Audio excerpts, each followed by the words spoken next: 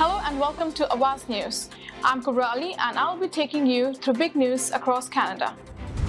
Man 30 arrested in connection with two attempted armed carjackings in downtown Toronto.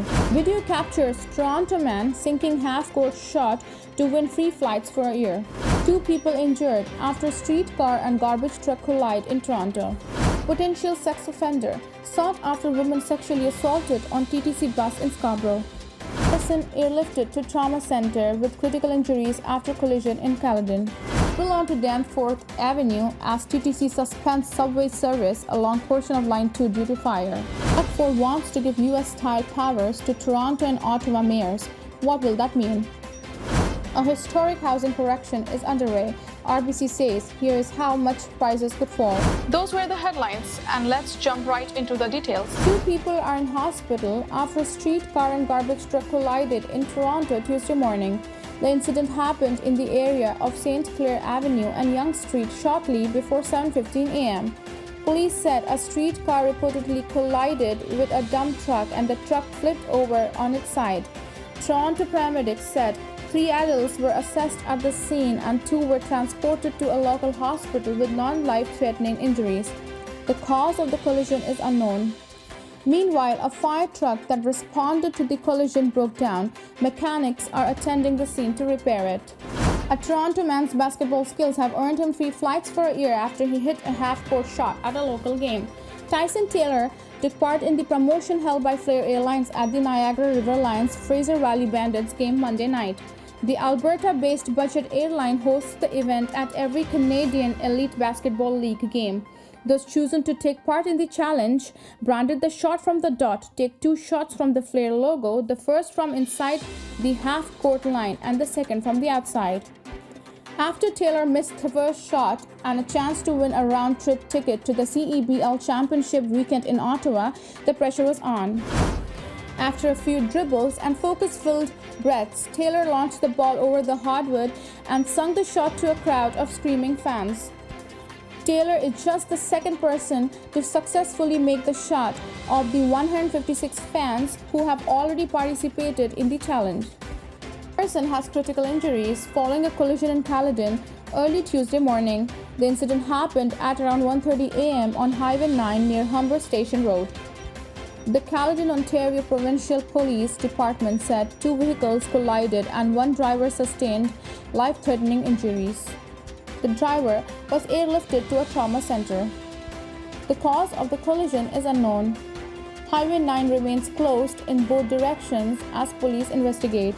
A man took himself to hospital with a gunshot wound early Tuesday morning following a shooting in the city's West End. Toronto police responded to reports of a man shot in the area of Pelham Avenue and Osler Street at around 2:40 a.m. Upon arrival, police located several shell casings, but a victim was not located at the scene. Police said a man in his 30s was subsequently located at a hospital with a gunshot wound. His injuries are considered serious according to police. No suspect information has been released. Police have arrested and charged a 30-year-old man in connection with 2 recent armed carjacking attempts in downtown Toronto. The incidents happened on Friday, July 22nd in the Yorkville area near Bloor and Church Streets. Toronto police said a 76-year-old woman was sitting in her parked vehicle when a man holding a knife approached her and demanded she hand over her car keys. The woman reportedly drove a short distance away and stopped. Police said the same man approached the motorist for a second time and grabbed the door handle, making an attempt to open the door. The victim was able to safely drive away from the area. Robert Power, 30 of Toronto, has been charged with 2 counts of robbery with offensive weapon and 1 count each of weapons dangerous, carry concealed weapon, and failed to comply with the release order. He appeared in the court July 23rd. Toronto police are alerting the public after a woman was sexually assaulted on a TTC bus in Scarborough. The incident happened on April 4th at 3:30 p.m. in the Wexford area near Pharmacy and Lawrence Avenues. Investigators said a man boarded a TTC bus in the area and allegedly sexually assaulted a woman. The suspect, who Toronto police say is a potential sex offender, described as roughly 25 years old, 5'10" with a medium build and short straight hair. He was last seen wearing a white hoodie, grey pants, white Adidas running shoes, and carrying a black and grey backpack. Police are asking for the public's help to identify and locate this individual.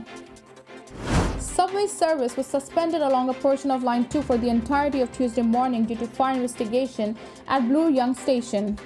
The fire was first reported shortly after 7 a.m.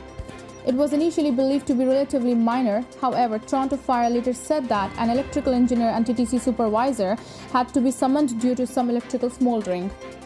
By around 11 a.m., Toronto Fire confirmed that the main body of the fire had been knocked down. During the service suspension, shuttle buses were dispatched to transport riders along the route. Large crowds were also observed outside Broadview and Pape stations as riders attempted to board shuttle buses. A historic housing correction is now underway in Canada, and costlier markets in Ontario and British Columbia are likely to be the epicenter of downturn, a new report from RBC suggests. GTA housing prices soared during the pandemic and were up nearly 36% year-over-year as recently as February. But the Bank of Canada's aggressive interest rate hiking campaign has weighed on the market since then, which has now seen 4 consecutive months of price declines. The Bank of Canada has increased its key overnight lending rate from 0.25% to 2.5% over the last several months in a bid to curb inflation and has warned that more hikes will likely be necessary. In its report, RBC said that it now expects the overnight rate will reach 3.25% by October. A so-called strong mayor system could be coming to Toronto soon, providing the mayor with executive power to pass legislation without the support of some council members. Last week, Ontario Premier Doug Ford announced the system could be coming to Toronto, Ottawa, and possibly other municipalities ahead of the municipal elections in October. Ford suggested that the powers could help pass building proposals and legislation faster in an effort to create more homes to combat the city's housing crisis. Toronto Mayor John Tory, who is seeking re-election, said he has and continues to support the use of the strong mayor system and that it will help address the need for more affordable housing. I understand this is something that the province is exploring in order to get more homes built as quickly as possible. As mayor, I am absolutely determined to get more housing built, no matter what powers I have as mayor, he said in a statement. Thank you for tuning in. I'm Kubra Ali. I'll see you back tomorrow, same time, same channel. Have a good night.